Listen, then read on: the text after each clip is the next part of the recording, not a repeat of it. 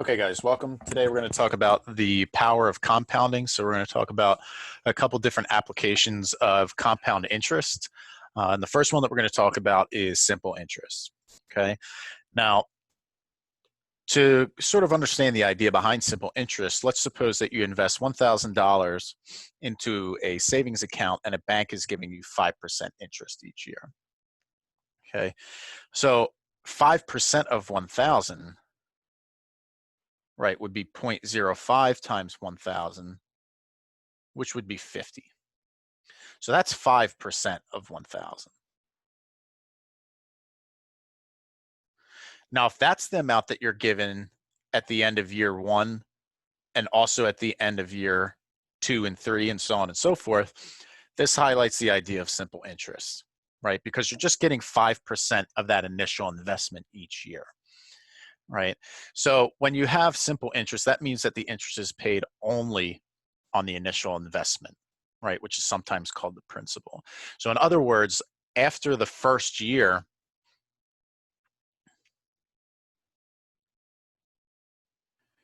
instead of having $1,000, you now have $1,050 because you have that interest from before, right? But the 5% isn't being calculated on this $1,050. It's still being calculated from the original $1,000 investment. Okay. Now this is contrary to the idea of compound interest, right? Now instead, if you place that $1,000 in the bank account, and like we said, after year one, you have 10,050, right? And then you would take 5% of that, and that would give you 5,250. And that would be the interest that's added to your account in the next year, right? So then after year two, you'd have your original 1,000 plus the $50 of interest from the first year, plus the $52 of interest from the second year. So you'd be up to, let's see, 1,102.50, it looks like, right? And then 5% of that would give you the interest for the next time, right? So this is what's known as compound interest, right? So more money is generated this way because you're also taking into account the previous interest that's been gained as well. Okay, now we're going to look at some formulas in just a moment here, but whenever we say the principal, that is the balance upon which interest is originally paid, right? So the principal is sort of like your starting amount or your initial investment, right? So for simple interest, interest is paid only on the original investment, and it's not you don't get any extra money for the interest added at later dates. Whereas in compound interest, interest is paid on both the original investment and all interest that has been added. All right, so we sort of saw that, but we're going to look at some additional examples as well. Now, to calculate simple interest, we're going to use this formula, right? So we're going to use A is equal to P, and then in parentheses 1 plus R times T. Of course, A is your final amount. P, we would say, is the principal amount or the initial amount. R is your rate of interest as a decimal, which is also sometimes called the APR. And then T would be the number of years. So let's look at an example. So while banks almost always pay compound interest, bonds usually pay simple interest. So we're going to suppose that we invest $1,000 in a savings bond that pays simple interest of 10% per year. Now we want to know how much total interest will we receive in 5 years. Okay, so let's look at our simple interest formula. So we have A is equal to P times 1 plus R times T. Now here we know that the initial amount is 1,000. Our interest rate is 10%, so R is 0.10. And then T is the number of years, and that's 5. So if we plug that in, we're just solving A is equal to 1,000 times 1 plus R, which is 0.10 times 5, right? And if you calculate this, you'll find that you're eventually going to be doing 1,000 times 1.5, which is 1,500. Now, again, this is your A. This is the final amount. So how do we get the interest? Well, the interest is A minus P, right? It's your final amount minus your initial amount, right? So it's 1,500 minus 1,000, which gives you 500. Okay, so that's how much total interest you would receive in 5 years. Now, of course, in the second part of the question, they said that if the bond paid compound interest, would you receive more or less total interest? And of course, you would receive more interest.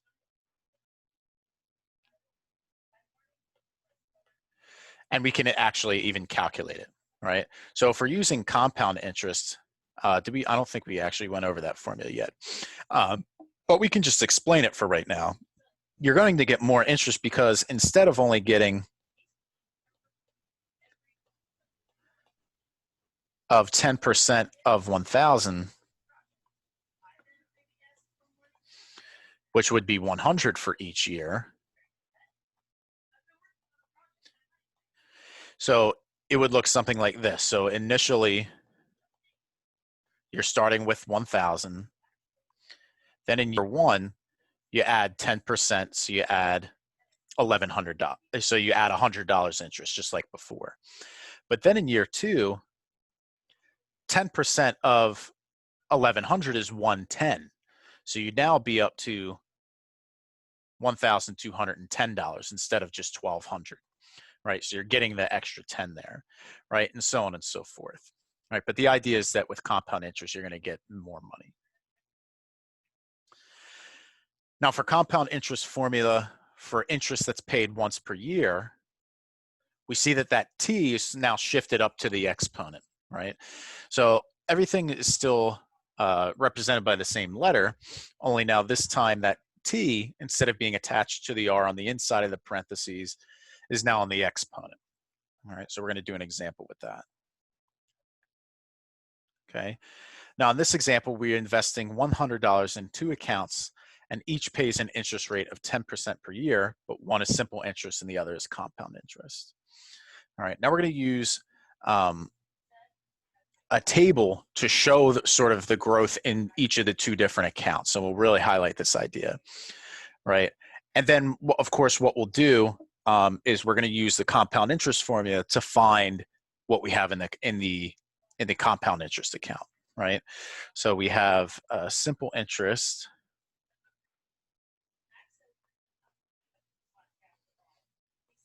and compound interest.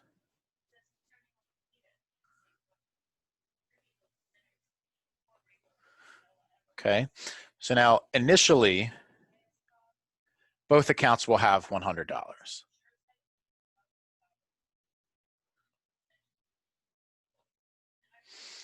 Right? And now, of course, we're doing 10% interest here. So for simple interest, after year one, we'll add 10% of 100, which is 110, right? Well, once we add it, we'll get 110, right? Because 10% of 100 is 10. So if we add that, we'll get 110. And then, of course, in year two, we'll add another 10. And year three, another 10. In year four, another 10. And in year five, another 10. So in 5 years, we'll have gained $50 of interest. Now for compound interest, of course, it's a little bit different, right? So what I want to do is for each of these, I'm calculating A is equal to P, which is 100 each time, times 1 plus R, which is 0.10. But now instead of multiplying 0.1 by T, I'm going to raise this to the power of T. So of course, this will just be to the first power. Then the next one will be to the second power. The next one will be to the third power, and so on and so forth. And then we'll actually calculate these.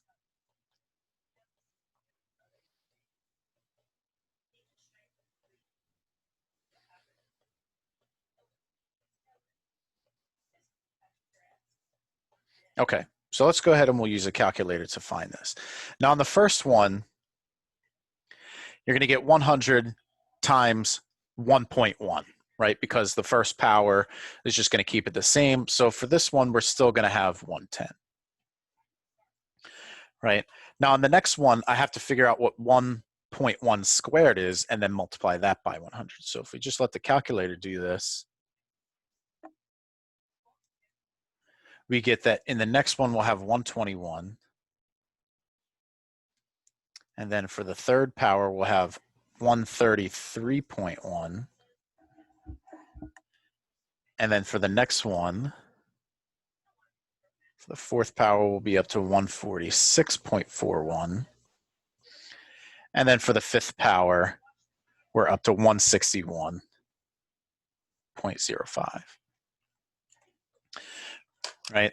So even with the small amount of money, by year 5, you're at over a $10 difference, right? Which is 10% of your original investment, right? Which is pretty significant. You can imagine that if you were using a larger amount of money, that this would be more significant, right? But that's sort of the idea.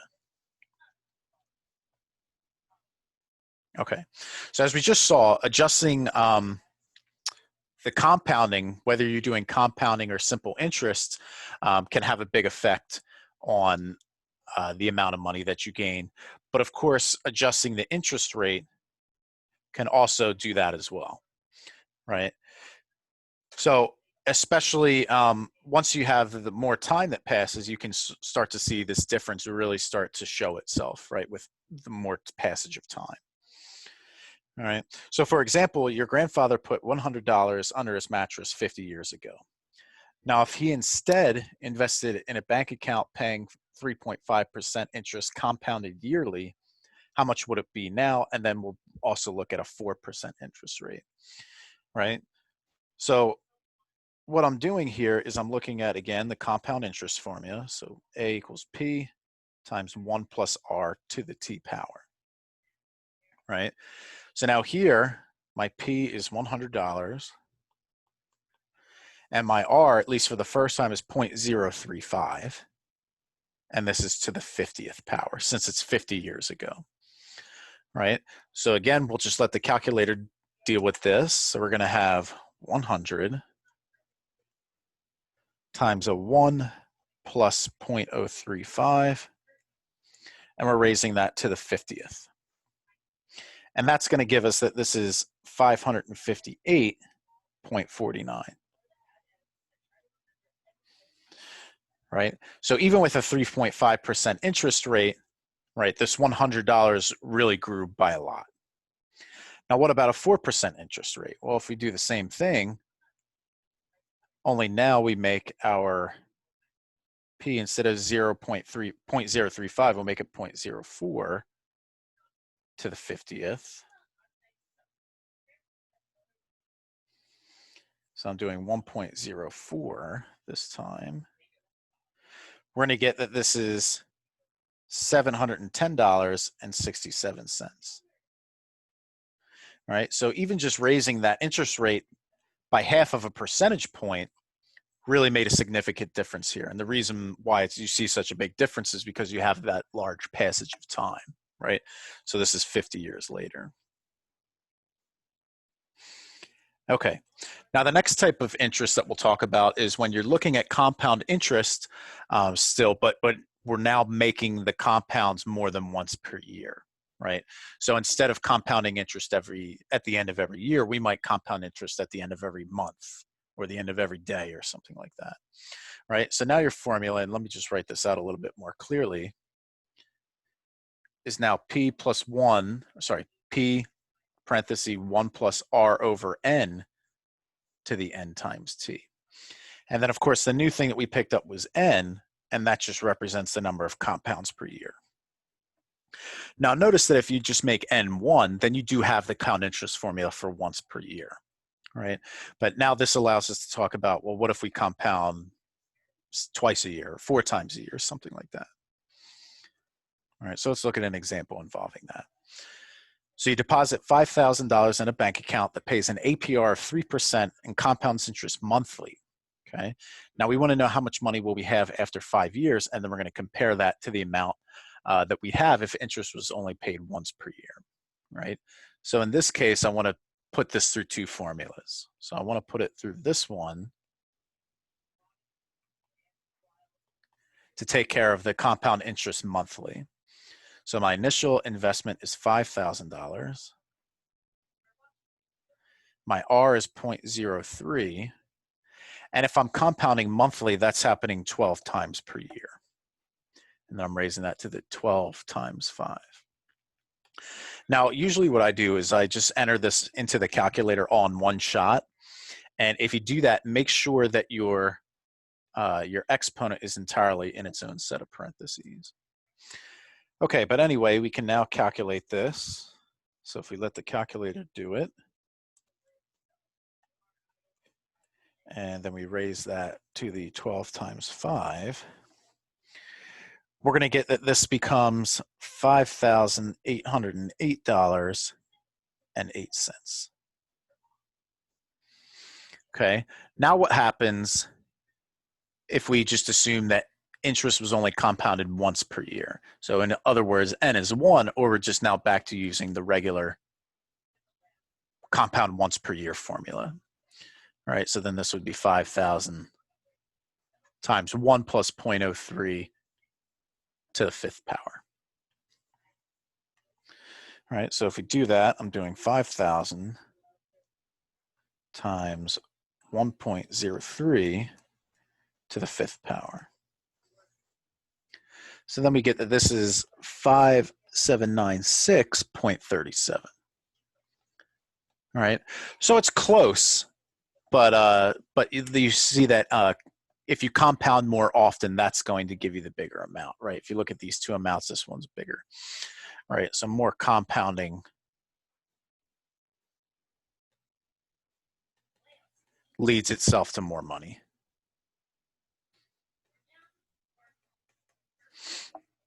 Okay, so that's the idea there.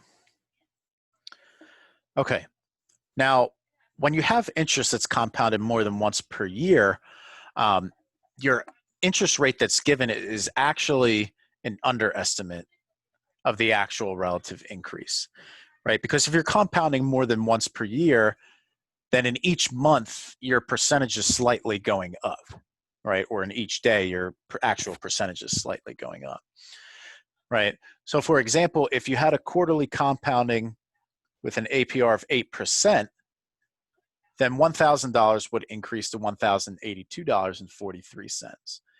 Now, if you look at 8% of 1,000, that's of course only 80, but this actually increased by 82.43. And that percentage increase is what's called the APY, right? So to get the new interest rate, we would just take our absolute increase, so our new amount minus our old amount, and then divide that by the starting amount, which is really just doing new minus old over old, right? So once you find that percentage change, that is giving you the annual percentage yield, which is the APY. Now, this will only depend on the APR, which is the given interest rate, and the number of compounding periods. You don't need an initial amount or anything like that. All right. So the annual percentage yield, which is sometimes also called the effective yield, is the actual percentage by which a balance increases in 1 year, right? So if interest is compounded annually, APY and APR are the same thing, but if you're compounding more than once per year, the APY, of course, will be bigger. So the question, of course, which is the more important to you? Well, if you want the actual increase, then the APY is, of course, more important to you, because that will tell you a more realistic number in terms of how your account is going to grow. Okay. Now, the way that you, I must have missed a slide here, but the way that we calculate APY is we can effectively do that as new minus old over old and then times by 100. Or what we could also do is we could also say that the APY is 1 plus R over N to the N minus 1. Right? Either of these formulas will do the job, and we'll show both of these. Right? So for example, we deposit $1,000 into an investment with 8% APR. You want to find the annual percentage yield with monthly compounding and with daily compounding. Right? So what we need to do, and I'll use this formula first, and then we'll show the other one. So I need to find, well, what's my final amount if I use the compound interest formula? So I need to do 1,000, and it looks like we're just going to do this for 1 year. So 1 plus R, which is 0.08 over 12, and then raise that to the 12th power. So if we enter this into the calculator,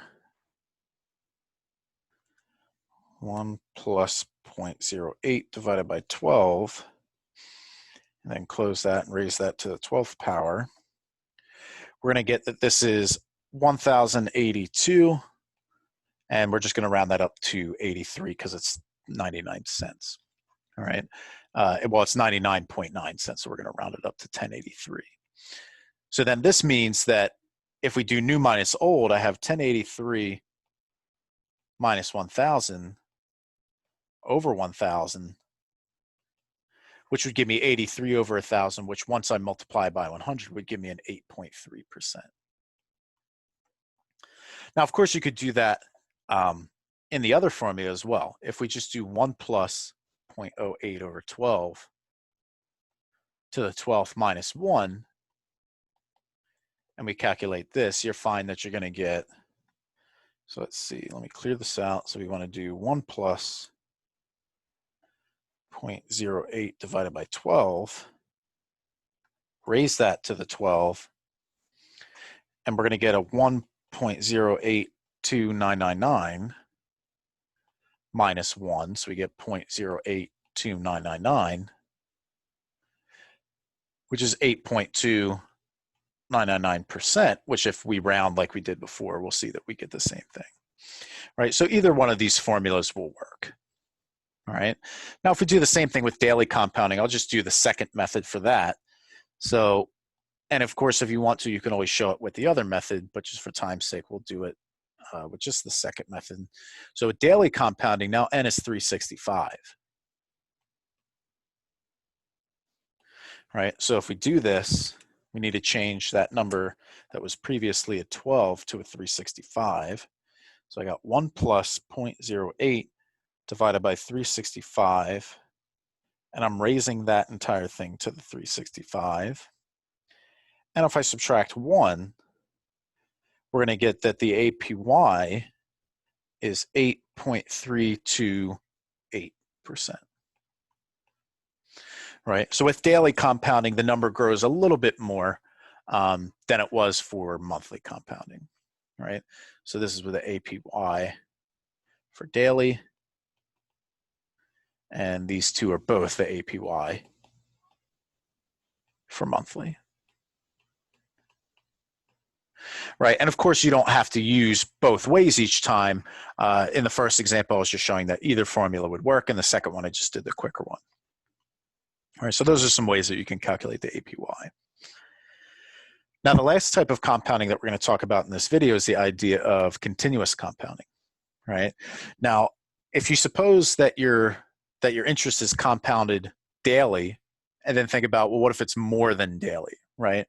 What if it were 3 times per day, or every second, or every half second, or every trillionth of a second, right? You can also talk about how this would affect your compounding, right? And this, of course, brings out the idea of continuous compounding, right? And this is the best if you're looking to save money. It's the best possible type of compounding because you're always accumulating interest on any previously gained interest. Right? Now, the formula for continuous compounding is given by A is equal to P times E to the RT. Now, I've only defined A, P, R, and T just like they were before. And the other weird thing here is this number E. You are hearing me correctly. We are talking about the number E. Now, this is it's a special irrational number, right, with a value of approximately 2.71828. But like I said, it's irrational, and that decimal expansion will go on forever, and there's no obvious pattern, similar to the way that there is for pi, right? And of course, in order to do this, we would need a calculator, right? So you need a calculator to help you make these calculations. All right, but let's take a look at an example. So let's suppose that we deposit $100 in an account with an APR of 8% and continuous compounding. We want to know how much will we have after 10 years. Well, the formula for continuous compounding is A equals P times E to the RT. And here we know that P is 100. My R is 8%, so 0.08. And we want to know how much will be in there after 10 years, so T is equal to 10. So I need to calculate 100 times E to the 0.08 times 10. Right? And again, you won't be able to do this without a calculator. And if you're going to enter 0.08 times 10 rather than calculate it first, you want to make sure that that's in its own set of parentheses. But if we calculate this, we're doing 100 times E to the 0.08 times 10. And if we do that, we're going to find that this is equal to $222.55. Right, so in 10 years, we'll have gained over $120 of interest. Right, so you can see that the continuous compound works out pretty well. Okay, another example is we're going to compare. No, we're not going to compare. Sorry. So we're going to suppose that we put money in an investment with an interest rate of 3%. Okay. Now we're going to compound it monthly and leave it there for the next 18 years. Now we want to know how much would we have to deposit now in order to have $100,000 after 18 years. So now we have something like this, and we're compounded monthly, so it's not continuous compounding or anything. So we're back to this formula. Now this time we want our final amount to be 100,000. So we actually know A, but not P this time. And then R is 3%, so 0.03. N is compounded monthly, so 12, and T is 18. So now if we set up our equation, we have 100,000 is equal to P times 1 plus R 0.03 over N over 12, and then to the 12 times 18. All right, well, since we want P here, how do we get P by itself? We're going to divide both sides by this exponent expression here in parentheses. So I need to divide both sides by this. So that on this side it cancels and I get P by itself. So it's really going to come down to dividing 100,000 by this 1 plus 0.03 over 12 to the 12 times 18. And of course, this is something that you want the calculator to do.